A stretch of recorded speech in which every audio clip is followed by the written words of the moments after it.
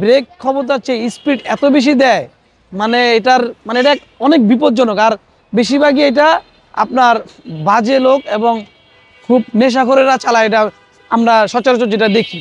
Auto হলো একটা মরণঘাতী যানবাহন আর কি। এটা দিয়ে আপনার প্রতিনিয়ত রাস্তায় প্রত্যেকটা দিনই আমরা দেখি একটা না একটা দুর্ঘটনা। এই প্রাইভেটে লাগাই দেয়, হুন্ডারে লাগাই দেয়, মানুষকে ফালায় দেয়। আমি 1 ঘন্টা বসে থাকলেও আমি অটো তুটি না, কারণ এই অটো ওদের ব্রেক তো সিস্টেম ভালো না, ওরা এত স্পিডে চালায়। আমি এই মরণঘাতীতে, আমি একজন সচেতন নাগরিক হিসেবে আমি এটা কখনো উঠি না এবং উঠবও না। বাংলাদেশ নাগরিক হিসাবে বর্তমান গভর্নমেন্টের কাছে আপনার প্রত্যাশা? আমার একান্তই প্রত্যাশা যে বর্তমানে এই অটো ছাড়া তাদের অন্য কোনো কাজের ব্যবস্থা করে দেখ, আর না হলে মেন রোডে যেন তারা উঠতে না পারে, এটার জন্য কঠোরভাবে পরিস্থিতি করুক। এখন যদি আমরা অটো বন্ধ করি তাহলে হয় অটো চলবে, অটো চলবে, আর না চললে বাংলা চলবে, আবার ফির অটোও চলবে। দুইটাই চলা কিন্তু যাবে না। যদি দুইটাই চলে তাহলে এটা কিন্তু আমাদের নাই, হইলে বাংলা চালাবো, না হলে আমরা অটো চালাবো। সব জায়গায় অটো বন্ধ করতে হবে, এটা হলো কথা। 3 দিনের ভিতর যে মহাসড়কে অটো চলা নির্দেশ, মহানগরের ভিতর চলার নির্দেশ দিয়েছে, উপলক্ষে আপনার কি বলার আছে? আমাদের বলার, আমরা তো চাই যে অটোই বন্ধ হোক। আপনারা চান অটো চালান, তারপরে চান অটো চালাই, তারপর আমরা অটো বন্ধ হয়ে যাক, বাংলা মনে কর বাংলায় চলুক সারা ইয়াতে, আমরা এইটাই চাই। দেখা যাচ্ছে 5ই আগস্টের পর থেকে ঢাকা শহরে অটোতে কিন্তু বলা যায় যানজটের একটা বিশাল কারণ হয়ে দাঁড়াইছে। এটা হিসেবে আপনার মন্তব্য কি, আপনাদের অটো চালক হিসেবে? বন্ধ হলে তো দেখা যাচ্ছে যে অটো যখন বন্ধ হবে তখন তো অবশ্যই যানজট কমে যাবে। অটো বন্ধ হলে অবশ্যই যানজট কমে যাবে, আর অ্যাক্সিডেন্ট তো বেশিরভাগ হয় এই অটো দিয়ে। আমি আগে অটো চালাইতাম, আমি দীর্ঘ 1.5 বছর অটো চালাইছি। মহাজনকে এই যে অটোর যে অ্যাক্সিডেন্ট যা হয়, এটা শুধু মহাজনরা চাবি যে না পারে তারে দিয়ে দেয়, আর যে বোঝে তার সাথে পারে না বলে তারে খেদায় দেয়।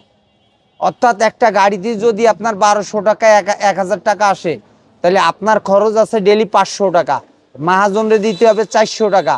আপনার সংসারে বউ বাচ্চা কি খাবে? তাহলে ওর থেকে বাংলাই ভালো।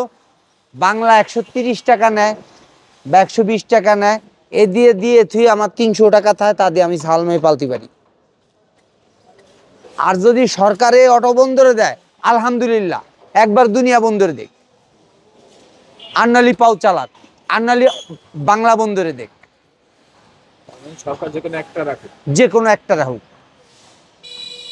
কারণ আমরা গরিব মানুষরা আমরা বাঁচতেছি না, খুব কষ্ট হচ্ছে। মহাজন অত্যাচার গালিগালাজ শুনতে আর ভাল লাগতেছে না, মনে চাই বিষ খেয়ে মরে যাই। আমরা চাইতেছি ব্যাটারি গাড়ি বন্ধ হয়ে যাক,